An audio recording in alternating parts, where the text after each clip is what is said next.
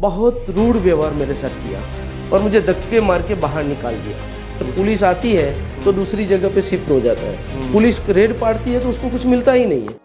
हाजिर हो। नमस्कार, वकालत.com की पॉडकास्ट सीरीज हाजिर हो में आपका स्वागत है। इस सीरीज में हम नामी वकीलों से बात करते हैं। आज हम सूरत के ऐसे ही वकील अशोक एस राणा से बात करने वाले हैं। अशोक जी की जो स्टोरी है, जो कहानी है, बहुत इंटरेस्टिंग है। आप शायद गांधी जी की स्टोरी आपको पता होगी कि उनको ट्रेन में से धक्का दे दिया गया था और वो एक बहुत बड़े लीडर बन गए। इनको पुलिस स्टेशन में से धक्का दे दिया गया था। ये पुलिस स्टेशन में किसी को मदद करने गए थे, स्टूडेंट थे, और इनको पुलिस स्टेशन में से धक्का दे दिया गया और ये बोला गया तू वकील है क्या? तो इनको लगा अब मैं वकील ही बनूंगा और फिर वो वकील बने और अब जाने माने वकील हैं। सूरत ही नहीं, दक्षिण गुजरात, साउथ गुजरात में वो जाने जाते हैं। तो आज हम मिलते हैं अशोक एस राणा से। नमस्कार अशोक जी, ये बताइए कि ये जो स्टोरी मैंने सुनी वो सही है क्या कि पुलिस स्टेशन में से आपको धक्का दे दिया गया था? बिल्कुल सच है जी। क्योंकि मैं पुलिस स्टेशन में जुगानुजुग मैंने ब्लैक एंड वाइट कपड़े पहने थे जो कि वकीलों का यूनिफॉर्म होता है। जी। उस समय मैं वकील नहीं था। जी। आई थिंक 2001 की बात है। जी। और मैं स्टडी कर रहा था। उस समय गोधरा कांड हुआ था और 2001 में गोधरा कांड में काफ़ी रमखान कम्युनल राइट्स हुए थे और मेरे एरिया में भी कम्युनल राइट्स में मेरे यहाँ के जो लड़के थे, मेरे नेबर थे, वो 2 लड़कों को पुलिस उठा गए थे और उनको पुलिस स्टेशन लॉकअप में बंद कर दिया था। तो उस समय मैं पुलिस स्टेशन में गया, मैंने मेरी रजूआत की, उन्होंने मुझे सुना भी। फिर एक पुलिस अधिकारी ने मुझे पूछा कि आप वकील हो? मैंने कहा नहीं, मैं वकील नहीं हूँ। तो तुम यहाँ पर क्यों आए हो? बहुत रूड व्यवहार मेरे साथ किया और मुझे धक्के मार के बाहर निकाल दिया और बोला वकील ही आते हैं यहाँ पर। तो उस समय मुझे एक लगा कि नहीं, मुझे वकील बनना चाहिए और मैं कानूनी जंग लड़ूंगा, वकील बनूंगा और वकील बनने के बाद भी एक बाहोश वकील बनना चाहता था कि केसेस लड़ूं। तो उसी हिसाब से मुझे वहाँ से एक उत्साह मिला कि नहीं, मुझे वकील बनना है। तो तब से मैं वकील बना। और कुदरती संकेत भी था मेरे पास कि जब मैं छोटा था तो मेरे फादर मदर तो अनएजुकेटेड थे और मेरे घर में वो धार्मिक जो आते हैं तो उन्होंने, मैं जोली में सोया हुआ था, मेरे फादर ने मुझे बताया था, मुझे तो पता नहीं है, तो वो बोला था कि भाई ये लड़का बैरिस्टर बनेगा। अभी मेरे फादर को पता नहीं बैरिस्टर क्या होता है, उन्होंने कहा कि वकील बनेगा। तब से मेरे माइंड में मेरे फादर ने भी एक सेट किया था कि भाई मेरा लड़का वकील बनेगा। तो मैं सोच रहा हूँ मेरे फादर की एक आशीर्वाद है, मेरे फादर का, मेरे मदर का आशीर्वाद है, मेरे फैमिली का आशीर्वाद है कि आज मैं वकील बना हूँ और वकील बनने के बाद भी यहाँ पर बहुत अच्छी प्रैक्टिस कर रहा हूँ। मैं सिविल कोर्ट में, मेरी जनरल प्रैक्टिस सिविल कोर्ट में है, लेकिन मेरी ऑफिस में हर एक काम हम करते हैं। Civil, criminal, revenue, consumer court का, मोटर व्हीकल एक्ट का, फैमिली कोर्ट का, टोटली वर्क हम करते हैं। ये मेरी एक प्रैक्टिस है। कौन से स्कूल में पढ़े? अच्छा, मैं जो मेरा बचपन था वो सूरत का एक बैकवर्ड एरिया माना जाता है, नवापुरा गोलवाड़। वहाँ पर मेरा बॉन्ड भी वहाँ हुआ था और प्राइमरी एजुकेशन भी मैंने वहाँ गोलवाड़ में एक 47 नंबर की सूरत महानगर पालिका की एक स्कूल है, उसी में मैंने धोरण 1 से 7 तक का एजुकेशन प्राप्त किया। फिर 8वीं के बाद वहाँ तो था नहीं, तो यूनियन हाई स्कूल लिमड़ा चौक में है, वहाँ पर मेरा एजुकेशन हुआ। 11-12वीं यूनियन TNTV हाई स्कूल में पढ़ा और उसके बाद ग्रेजुएशन नवयुग कॉमर्स कॉलेज में किया और जो लॉ किया मैंने VT चौकसी लॉ कॉलेज से। और वीटी चौकसी लॉ कॉलेज से लॉ करने के बाद मेरे पास जो सनद आई, तब से मैंने प्रैक्टिस शुरू की। उससे पहले मुझे कोई वकालत का एक्सपीरियंस नहीं था। कोर्ट कैसी होती है वो भी मैंने नहीं देखा था, कभी मैंने कोर्ट में पैर नहीं रखे थे। सनद आई, डिग्री ली, इसके बाद किसी ने बताया कि सीनियर के अंडर में प्रैक्टिस करना पड़ेगा तो ही आएगा, और मैं भी समझता था कि अगर कोई सीनियर नहीं होगा तो प्रैक्टिस कैसे कर पाएंगे, हमें तो कुछ आता ही नहीं। कोर्ट में जब रिपोर्ट लिखना होता है, एक अर्जी देना पड़ता है, तो अर्जी कैसे लिखते हैं वो भी मुझे नहीं पता था। तो संजोगवशात मैंने तपास किया। वैसे तो मेरे एक फैमिली में भी लॉयर हैं, जय कुमार राणा करके, उनके पास भी मैं गया। उन्होंने बताया कि तुझे आना है तो मोस्ट वेलकम, बट वकालत में कोई स्कोप नहीं है, तू कुछ कमा नहीं पाएगा। उस समय में ट्यूशन क्लासेस चलाता था, क्योंकि मेरी जो फैमिली बैकग्राउंड था वो बहुत पुअर था। मैं ट्यूशन क्लासेस चलाता था। टेक्सटाइल मार्केट एरिया में टेलीफोन एक्सचेंज था, प्राइवेट टेलीफोन एक्सचेंज, उसमें मैं कंप्यूटर पे बिल निकालने जाता था। तो ये सब कामगिरी करता था और वहीं से मेरा गुजरान हो रहा था। तो वो फैमिली एडवोकेट थे मेरे, उन्होंने वो पहचानते थे, बोला तू यही काम कर, ट्यूशन क्लासेस चला, ज़्यादा अच्छी कमाई होगी, बहुत कमाएगा, वकीलात में कुछ कमाई नहीं है। तो थोड़ा मैं डिमोटिवाइज हो गया। इसके बाद काफ़ी काम मैंने मेरी एजुकेशन के दौरान विश्व हिंदू परिषद में कामगिरी की, बजरंग दल में कामगिरी की। तो हमारे बजरंग दल की कार्यवाही करने वाले पण एक एडवोकेट थे, अशोक आर घंटीवाला साहब, उनको भी मैं मिला था। उनके पास भी मैं जूनियरशिप के लिए गया था। उन्होंने भी मुझे वही बताया कि देखो तुम वकालत में आओ, मोस्ट वेलकम, लेकिन इसमें ज़्यादा कुछ कमाई नहीं है, बड़े बड़े लॉयर से वही कमाते हैं, तुम कुछ कमा नहीं पाओगे। तो उस समय भी मेरा माइंड अपसेट हो गया था। फिर भी सोच रहा था चलो ठीक है, मैं कमाई नहीं करूँगा, मेरे पास अभी ट्यूशन क्लासेस की इनकम है, मैं टेलीफोन एक्सचेंज के बिल निकालता हूँ, वहीं से मैं कमानी कर लेता हूँ, इसलिए मुझे घर चलाने की कोई चिंता नहीं है। पर मुझे लॉ सीखना है, कोर्ट में प्रैक्टिस कैसे होती है वो तो मैं देखूँ। मैं तो थोड़ा टाइम में सीखने के लिए जाऊँ, 6 महीना तक कोर्ट में जाऊँ और देखूँ कि कोर्ट में कैसे काम करते हैं। वकील तो इतने सारे वकील लोग होते हैं, 2-4 सीनियर वकील है। एक वकील बहुत सीनियर सिविल वकील थे, आज वो एक्सपायर हो गए हैं, सनत काजी साहब नाम है उनका, वो एक्सपायर हो गए। तो मैं जिस प्रॉपर्टी में हमारा जरी काम चलता है, तो मेरी एक प्रॉपर्टी थी वो भाड़े से थी। तो जो मालिक थे उन्होंने कब्जा खाली करने का सूट फाइल किया था। उस समय में काजी साहब के पास भी जाता, वहाँ पर उनकी ऑफिस में देखा इतनी बड़ी बड़ी बुक्स पड़ी रहती, इतनी बुक्सें थी। मैं तो ये कैसे पढ़ते होगे साहब, मुझे भी कुछ ऐसा लगता कि कैसे बुक्स पढ़ते होगे, वकील को इतना पढ़ाई करना पड़ता है। मैं तो मुझे वकीलात नहीं करनी है। फिर मैं कंफ्यूज हो गया था। पर एक सीखने के लिए कि 6 महीने के लिए मैं कुछ वकीलात सीखूं, कोर्ट में कैसे प्रैक्टिस होती है। तो फिर ढूंढते ढूंढते मुझे सीनियर की शोध में था, तो मुझे एक सीनियर, बहुत अच्छे सीनियर मिले, LC जोशी साहब। आज वो एक्सपायर हो गए हैं। तो दिवंगत जोशी साहब ने पहले ही मेरे सीनियर थे कि जिनके यहाँ मैंने जूनियरशिप की और उनके साथ लगातार मैं जूनियरशिप करता रहा।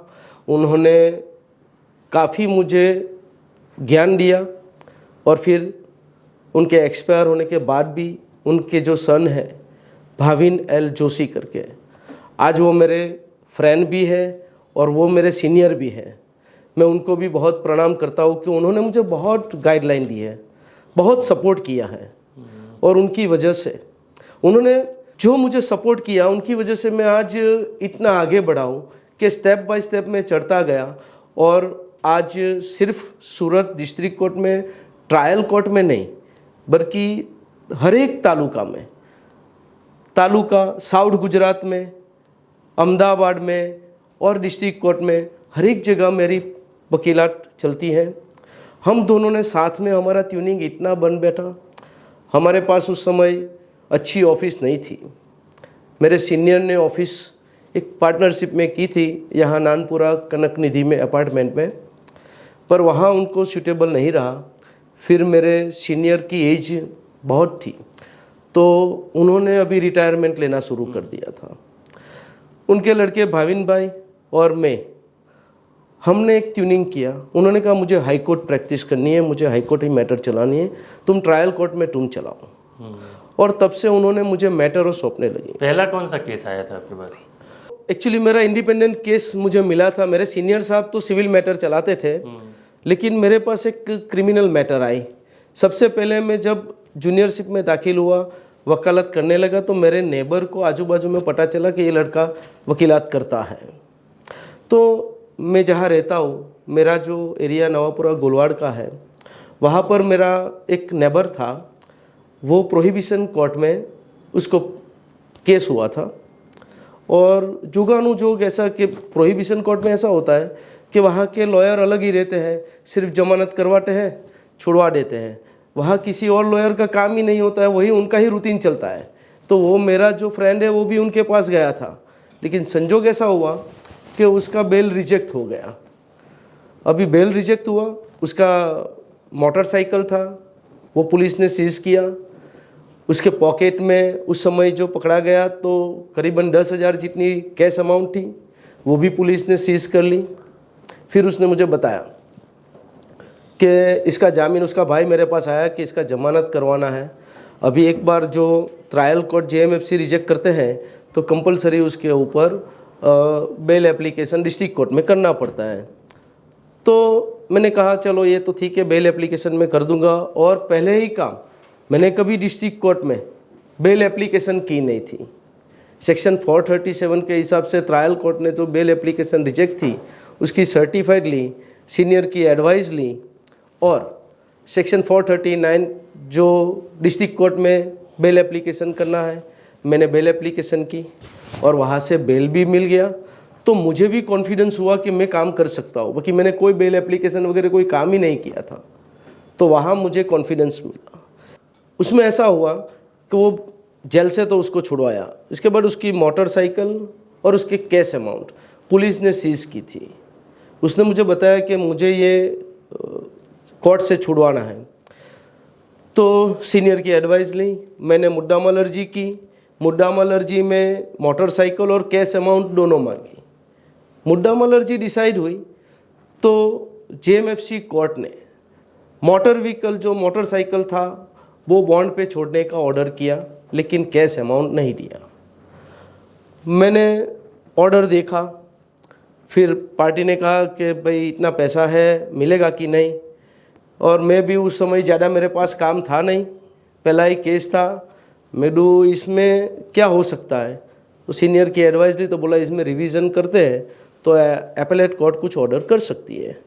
तो फिर मैंने अभ्यास किया कि एपेलेट कोर्ट से मिल सकता है कि कैसे, क्योंकि मेहनत करेंगे तो कुछ ना। फिर स्टडी किया और संजोगवशात उस समय सुप्रीम कोर्ट ने एक जजमेंट पास किया था, सुंदरलाल अंबालाल देसाई करके जजमेंट है। उसमें मुद्दा माल में बहुत अच्छा जजमेंट दिया था मुद्दा माल के लिए।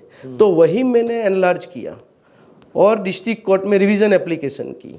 डिस्ट्रिक्ट कोर्ट को बताया कि सर सिर्फ मोटरसाइकिल दिया, लेकिन मेरी जो कैश अमाउंट है वो मुद्दा माल आर्टिकल वो भी मुझे मिलनी चाहिए।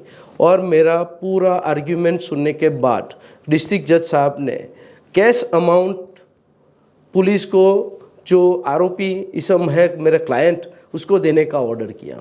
और पुलिस में जब मेरा क्लाइंट जब कैश अमाउंट लेने गया तो उसको भी पुलिस वाले ने बताया कि भाई तू पहला आदमी है ऐसा कि तू कैश अमाउंट भी कोर्ट से ऑर्डर लेके आया है। तब जाके मुझे भी कॉन्फिडेंस हो गया कि नहीं नहीं, यहाँ जो मेहनत करेंगे तो हम आगे बढ़ सकते हैं। राणा सर, मैं बताना चाहता हूँ कि सूरत का ये जो एरिया है गोलवाड़ जी, और गोलवाड़ बहुत फेमस है, फेमस नहीं इनफेमस कह सकते हैं, क्योंकि यहाँ पे ऐसा कहा जाता है कि यहाँ आप बहुत से उस एरिया में जाइए तो बहुत से घरों के अंदर वहाँ पे आपको बार जैसा माहौल मिलेगा। वहाँ पे टेबल पे आपको शराब मिल जाएगी, खाना मिल जाएगा, नाश्ता मिल जाएगा, ऐसा होता है। तो हम अशोक सर वहाँ रहे हुए हैं 25 साल, हम उनका एक्सपीरियंस सुनते हैं कि सर सही में ये बात सही है या ये कुछ अफवाही है? एक्चुअली बात सही भी है, क्योंकि मैं बॉन्ड से करीबन 25 साल से ज़्यादा वहाँ पर रहा हूँ। और मैं जो प्रॉपर्टी में रहता था वो तीसरे माले पे एक छोटा सा मकान, जहाँ मेरी 5 बहनों की शादी भी वहीं से की गई है। मेरे साथ में मेरे 3 भाई हैं, तो दोनों भाई भी आज जरी का काम करते हैं, मैं भी वही काम किया हूँ। और हम लोग ऊपर के माले में रहते थे, वही घर पे नीचे भी ये दारू वगैरह का बेचान बिक्री हो रहा था। और हर एक घर में काफ़ी लोग हैं ऐसा बेचान बिक्री करते हैं, लेकिन वो भी एक उनकी कही सके तो वो मजबूरी भी कही जाए कि कहाँ से इसकी शुरुआत हुई। तो क्या हमारे जो मोस्टली हम राणा कम्युनिटी है, हमारी राणा कम्युनिटी में ज़्यादातर लोग जरी के बिज़नेस के साथ संकड़ाए हुए हैं। तो जरी बिज़नेस में 1-2 पार्ट हो गया था, एक बड़ा व्यापारी वर्ग और एक लेबर वर्ग। सर ऐसा भी था ना कि जरी शायद पहले सोने चांदी की आती थी, बिल्कुल, और अभी प्लास्टिक की आने लग गई। जी जी जी। और जो आपके लोग काम करते थे वो सोने चांदी में बिल्कुल कर रहे तो जब सोने चांदी की जरी को रिप्लेस प्लास्टिक ने कर दिया तो इनका बिजनेस डाउन हो गया। शायद ये कारण हो सकता है।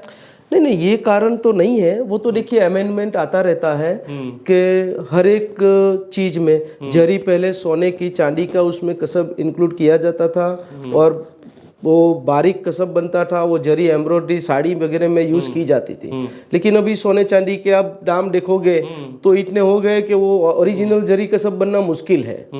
इसलिए धीरे धीरे प्लास्टिक, जर्मन वगैरह आया, तो उस हिसाब से चलने लगा। उससे इसमें कोई उनका बिजनेस डाउन हुआ, उसके कारण बिजनेस डाउन होने का कारण ये है कि मैंने आपको पहले बताया कि भाई एक जो व्यापारी वर्ग है, जो लेबर वर्ग को, जो मजदूर वर्ग थे, उनके पास से मजदूरी करवाते, उनको मजदूरी बहुत कम देते। मजदूरी कम होने की वजह से गुजरान चलाने के लिए क्या करना चाहिए। तो उस समय की बात है, पहले मैंने मेरे फादर से सुना था कि भाई यहाँ अपना देश आज़ाद हुआ, इसके बाद तो हमारे देश में सब कोई प्रोहिबिशन एक्ट था ही नहीं चल रहा था।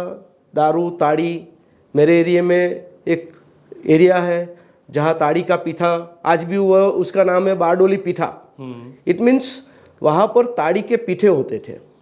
वहाँ पर इस तरह से लोग क्या काम करते हैं, बाहर दिन के थक जाते हैं, वो ताड़ी बाड़ी पीने जाते हैं। पीठा यानी जहाँ शराब बनती है और बेची जाती है, जी, वो पीठा कहा जाता है। मैंने सुना है कि मोरारजी देसाई साहब यहाँ पर आए थे बंद करवाने के तो लिए। हाँ, बंद करवाने के लिए।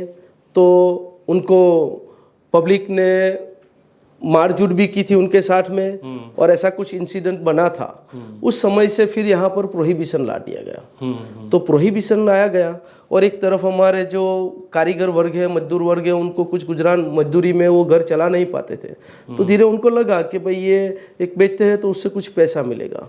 तो उस वजह से धीरे धीरे धीरे करके लोग ऐसे बेचने लगे। तो यहाँ रीजन क्या, अभी भी ऐसा ही चलता है? अभी वहाँ चलता है ऐसा, लेकिन पहले से कम हो गया। लोग, हमारी कम्युनिटी वाले अभी जैसे उनकी पॉपुलेशन भी बढ़ी है हमारी। काफ़ी पॉपुलेशन बढ़ने के कारण काफ़ी बस्ती हमारी अलग अलग एरिया में शिफ्ट हो गई है। तो अमुक एरिया ही ऐसा, अमुक लोग ऐसे रहते हैं कि भाई ये चलाते हैं। और मैं तो सोचता हूँ, मुझे तो पता है सूरत के हर एरिया में ये दारू वगैरह मिलता है। और ज़्यादातर पुलिस की भी रहमनहर होती है।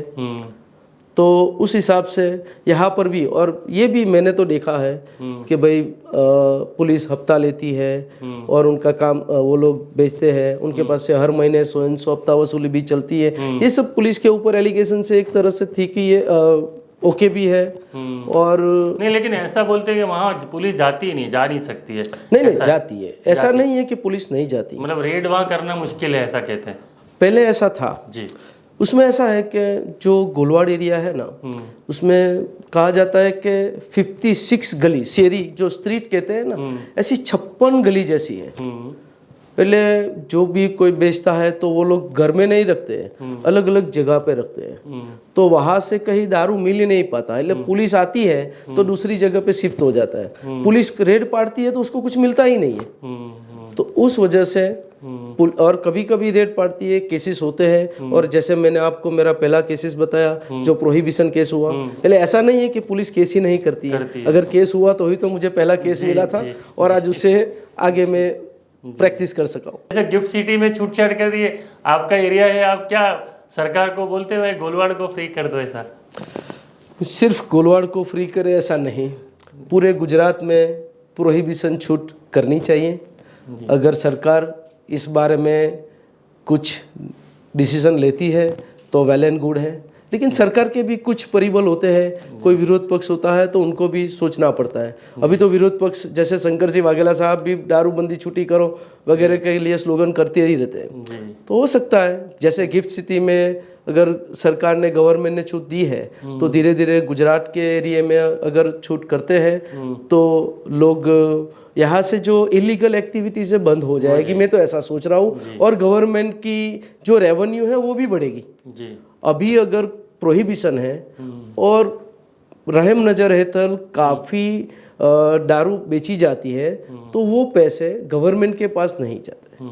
इससे बढ़िया अगर गवर्नमेंट छूट देती है तो जो एक्साइज मिलेगी, जो रेवेन्यू मिलेगी वो गवर्नमेंट के पास जाएगी, गवर्नमेंट की इनकम बढ़ सकती है।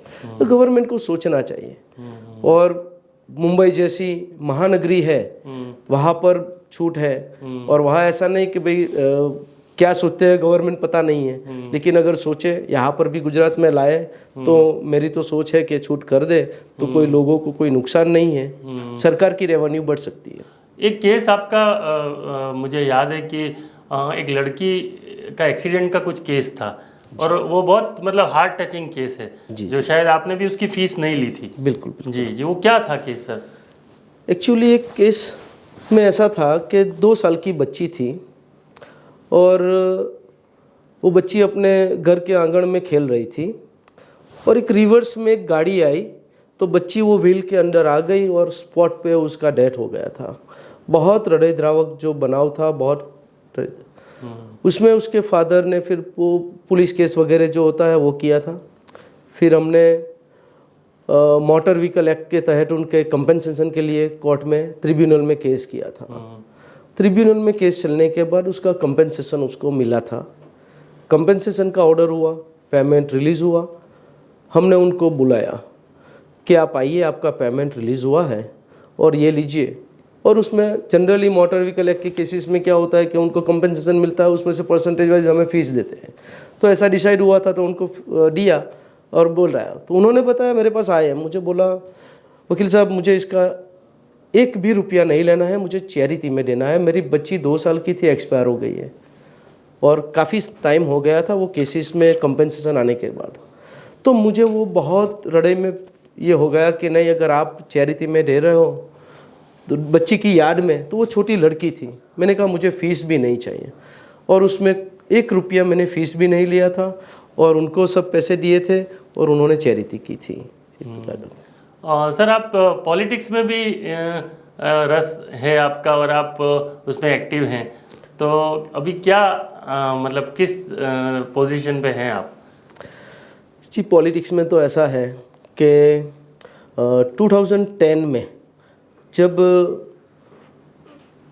ये मोदी साहब ने चीफ मिनिस्टर थे तो उन्होंने जो संसद की जो इलेक्शन थी उस समय हमारे काशीराम भाई राणा वैसे कैबिनेट मंत्री रह चुके हैं, टेक्सटाइल मिनिस्टर थे, उनको एमपीज की सीट नहीं दी थी। तब गोवर्धन भाई झड़फिया, फकीर भाई चौहान हमारे यहाँ थे, उन्होंने अलग पार्टी बनाई, भाजपा से अलग पार्टी, महागुजरात जनता पार्टी। और उस समय आज अरविंद भाई राणा आज एमएलए है, बीजेपी से ही है, लेकिन अरविंद भाई राणा, फकीर भाई चौहान, उन्होंने जो अलग पार्टी महागुजरात जनता पार्टी बनाई तो उसमें से पार्टी में से उन्होंने काउंसिलर का इलेक्शन में हर एक काउंसिलर को खड़ा रखा था। तो मैं उनके करीबी था। उन्होंने मुझे बताया कि तुम घोड़ादरा एरिया में रहते हो तो उस एरिया में तुम भी एक काउंसिलर का एप्लीकेशन फॉर्म भर दो। तो मैंने भी एक फॉर्म भरा, काउंसिलर का इलेक्शन लड़ा और उस समय गेमर भाई देसाई करके जो आज काउंसिलर, आज के भी काउंसिलर थे, अभी उनका देहांत हो गया, वो बहुत अच्छे थे। उस समय वो मेरे पास भी आए थे, वो बीजेपी से कैंडिडेट थे, मेरे पास आए थे कि भाई मैं बीजेपी से हूँ, तुम अपनी उम्मीदवारी वापस खींच लो। लेकिन मैंने मना कर दिया था और उस समय मैंने 2010 में काउंसिलर का इलेक्शन लड़ा, पर हमारे महागुजरात जनता पार्टी की एक भी सीट नहीं आई थी, तो मैं उसमें जीत नहीं पाया था। लेकिन इलेक्शन का मैंने जो एक्सपीरियंस था वो मैंने ले लिया था। और फिर उसके बाद तो महागुजरात जनता पार्टी और भाजपा का वापस संगठन एक साथ मिल गए, और उसमें से अलग अलग, फिर मैं गोड़ादरा एरिया में से मैं सोसाइटी में था, सोसाइटी में मैं प्रमुख हूँ, तो वहाँ पर भी मुझे जहाँ अलग अलग, जैसे अभी हमारे जो सांसद है और अभी कैबिनेट मिनिस्टर जल शक्ति के बने हैं CR पाटिल साहब जी, तो उनके करीबी है। हमारे एरिया में जो अभी कॉरपोरेशन में कॉरपोरेटर है अमित भाई राजपूत, उन्होंने मुझे कहा कि भाई आप प्रमुख हो तो आप अभी पेज समिति का कामगिरी करो। मैंने कहा ठीक है, तो आप पेज समिति प्रमुख उन्होंने बनाया है तो वो कामगिरी करता हूँ। इलेक्शन आते हैं तो इलेक्शन में उनको सपोर्ट करते हैं, तो वो मेरे कामगिरी में रहते हैं। बाकी अभी जो मेरी एडवोकेसी में मेरा इतना इन्वॉल्वमेंट है, इतना टाइम है कि ज़्यादा पॉलिटिक्स में अभी टाइम नहीं रह पा रहा हूँ, तो मैं एडवोकेसी को ही मैं ज़्यादा रिफर करता हूँ। राणा सर, आपने उस ज़माने से काम किया है जब कागज़ पेन से सारा काम होता था, और अब सारा काम इलेक्ट्रॉनिकली होता है, और वकालत.com जैसे प्लेटफॉर्म पे से मदद मिल रही है वकीलों को। सर, इस बारे में आप क्या कहना चाहेंगे कि ये टेक्नोलॉजी किस हद तक आपके प्रोफेशन में आई है और कैसे मदद कर रही है? जी, एक्चुअली टेक्नोलॉजी जो आई है, इस टेक्नोलॉजी से बहुत हेल्प मिलती है। पहले हमें बुक्स में हमें डाइजेस्ट, हम अभी भी रखते हैं हम डाइजेस्ट से हमें केसेस हम चेक करते थे कि कौन सा केसेस हमें चाहिए। डाइजेस्ट के बाद वो साइटेशन निकाल के उसमें से साइटेशन हम निकालते हैं, उसमें हेड नोट्स पढ़ते हैं। फिर हम जो केसेस में हमें कामगिरी होती है तो उस केसेस ढूंढने में बहुत टाइम लगता था। आजकल तो अभी मोबाइल आ गया है और टेक्नोलॉजी है, जो केस सर्च करना है वो करते हैं, तुरंत आ जाता है। तो टेक्नोलॉजी से बहुत इफेक्ट पड़ता है। आज के यंग जनरेशन को तो टेक्नोलॉजी से तुरंत उनको तो बहुत बेनिफिट है, और यूज़ करना ही चाहिए टेक्नोलॉजी का, मेरा ये कहना है। और सर, अभी जो नए वकील बनना चाह रहे हैं लोग, जो भी स्टूडेंट्स हैं या जो अभी इंटर्नशिप कर रहे हैं, उनको आप क्या कहना चाहेंगे? उनको क्या करना चाहिए और फ्यूचर क्या होगा? देखिए, इंटर्न को अगर वकालत करनी ही है तो वो फुल फॉर्म में करे, फ्यूचर बहुत अच्छा है। लेकिन आप वकालत करते हो तो पैसों के लिए मत कीजिए कि मुझे फीस मिलेगी, वो सोच के मत कीजिए। आप काम कीजिए। अगर आपके पास कोई केस आता है तो आप केस को सॉल्व कीजिए, फीस आपको मिलेगी। मैंने खुद मेरे केसेस में जब मैं आया था तब मेरे सीनियर ने तो बताया था कि भाई आपको फीस नहीं, आप अर्निंग नहीं कर पाओगे। अगर आप वकालत करोगे तो नेक्स्ट 5 इयर्स आप 1 रुपया भी नहीं कमा पाओगे। लेकिन मैं सिर्फ सीखने के लिए वकीलात में आया था, और अंडर इन्वॉल्व होता गया, केसेस लड़ता गया, आपो आप एक केस से दूसरा केस मिलता ही रहता है। और मैं इतना अर्निंग करने लगा, मुझे कॉन्फिडेंस बढ़ गया। तो उस हिसाब से अगर जूनियर भी वकीलात करना चाहते हैं, मैंने पहले मैंने बताया कि भाई 1-2 मेरे सीनियर एडवोकेट्स ने मुझे मनाही कर दिया था कि भाई वकीलात नहीं है, कुछ अर्निंग कर नहीं पाओगे। लेकिन अगर मैंने मेहनत की है तो मैं वकीलात में आज आगे बढ़ सकता हूँ। आज मेरे पास गाड़ी बंगला सब कुछ है। तो जूनियर को मेरा कहना ये है कि आप वकीलात में मेहनत करो, रीडिंग कंपलसरी है। मैं जितना स्कूल में नहीं पढ़ा था ना, उतना वकीलात में आके मुझे पढ़ाई करनी पड़ती है। कभी कभी तो सोचता हूँ मैं कितना पढ़ाई करता हूँ। हर रोज़ सुबह 10 बजे से लेकर रात को 9 बजे तक मैं घर से निकलता हूँ। 10 बजे, रात को 9 बजे के बाद घर पे पहुँचता हूँ। तब तक पूरा काम में ही रहते हैं, और उसमें भी रीडिंग करनी पड़ती है, डे टू डे अपडेट भी रहना पड़ता है। क्योंकि लॉ एक ऐसा सब्जेक्ट है कि इसमें अपडेट होना ही पड़ता है, उसमें रीडिंग करना ही पड़ता है। अगर आप अपडेट नहीं करोगे तो ओल्ड एज हो जाओगे। तो मोस्ट इम्पोर्टेंट थिंग है ये कि आपको कंटिन्यूसली अपडेट रहना पड़ेगा। बिल्कुल जी, और ये आपको टेक्नोलॉजी से आपको इजीली हो पा रहा है। इसीलिए जी, और सर, क्या ये आपको लगता है कि लोगों से संपर्क करना, आपके क्लाइंट से संपर्क करना या आपका केस का मैनेजमेंट करना, वो भी टेक्नोलॉजी से इजी हुआ है? टेक्नोलॉजी से वकालत इजी इस तरह से हुई है कि पहले हमें जो केसेस सर्च करना पड़ता था, तो उसके लिए मैंने आगे बताया बहुत मेहनत करनी पड़ रही थी। अभी क्लिक करते ही मोबाइल में क्लिक करते ही हमें साइटेशन मिल जाते हैं। तो उस हिसाब से टेक्नोलॉजी अभी बहुत हेल्प कर रही है। और वापस हमारा जो एक्सपीरियंस होता है, जजमेंट है, वो दूसरे वकील भी शेयर करते हैं ताकि एक दूसरे के परिचय में आ सकता है। आजकल तो supreme court, high court online YouTube पे और लाइव स्ट्रीमिंग देते हैं, तो वो देख सकते हैं। तो इससे भी बहुत बेनिफिट मिलता है। जिनको प्रैक्टिस करना है केस में क्या होता है, तो वो लाइव स्ट्रीमिंग भी देखते हैं। हमारे सूरत डिस्ट्रिक्ट कोर्ट में भी मेन जो डिस्ट्रिक्ट कोर्ट है वो भी लाइव स्ट्रीमिंग है, उसमें भी देख सकते हैं। तो जूनियर्स को उससे भी बहुत बेनिफिट होता है। ऑनलाइन हियरिंग भी शुरू हुआ है जी, ऑनलाइन हियरिंग जब कोरोना आया था तब ऑनलाइन हियरिंग शुरू हुई थी। अभी हाई कोर्ट और सुप्रीम कोर्ट लेवल में ऑनलाइन हो सकता है, पर यह ट्रायल कोर्ट है, इसलिए ट्रायल कोर्ट में तो ऑनलाइन हियरिंग और केस चलाना बहुत मुश्किल है, क्योंकि यहाँ विटनेस तपासना पड़ता है। तो उस हिसाब से तो ये जो ट्रायल कोर्ट है उसमें ऑनलाइन मुश्किल है। पर जो लाइव स्ट्रीमिंग है उसका बेनिफिट स्टूडेंट और जूनियर एडवोकेट्स ले सकते हैं। टेक्नोलॉजी से क्या होता है, हम सर्च करते हैं तो जजमेंट तो मिल जाता है, लेकिन जो जजमेंट, जो साइटेशन, कभी कोई 2 पेजेस के होते हैं, कोई 200 पेजेस के भी होते हैं, तो उसको पढ़ना, पूरा जजमेंट पढ़ना मुश्किल होता है। हमारे लिए मुश्किल होता है, तो स्टूडेंट और जूनियर के लिए तो बहुत मुश्किल है। मैं जब जो बुक्स पढ़ता था, जैसे AIR है, GLH है, DCR है, ये सब जो वॉल्यूम आते हैं, तो वॉल्यूम में हेड नोट्स आती है। हेड नोट्स से हमें तुरंत पता चलता है कि भाई ये सो एंड सो केस है, ये रिलाई ये केस पे लागू होता है। तो मैं जो ऑनलाइन वकालत.com भी ऑनलाइन केसेस रखते हैं, तो उनसे भी मैं एक रिक्वेस्ट करना चाहता हूँ कि जो केसेस है उसमें एक हेड नोट्स भी रखें, ताकि जो यंग लॉयर्स है, स्टूडेंट्स है और एडवोकेट्स को भी, हर एक एडवोकेट्स को हेड नोट से पता चल सके कि ये केसेस किस केसेस के साथ रिलाई कर सकते हैं। तो आप वकालत.com पे, या अगर मेरा सजेशन आपको अच्छा लगे तो आप इम्प्रूव भी कर सकते हैं।